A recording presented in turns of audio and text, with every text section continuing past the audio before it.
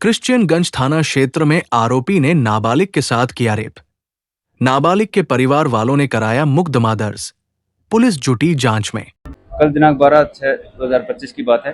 थाना क्षेत्र की एक नाबालिग लड़की है, उसके साथ एक अभिषेक नाम करके बुजुर्ग है जो कांकरिया का रहने वाला है, जो उसको बहन बनाकर और झांसे में देकर उसके साथ बलात्कार किया। कल उसके परिजनों ने थाने पर उपस्थित होकर बलात्कार संबंधित मुकदमा दर्ज करवाया है। तो कैसे संपर्क में आया था ये लड़का? ये उसके घर पे आना जाना था और उसको बहन बनाया पहले, और बहन बनाकर उसको झांसे में दिया और उसके साथ गलत काम कराया। सर किन कारणों की? फोक्सो एक्ट और 376 की तरफ। सर ये एक ही है वारदात है और भी है?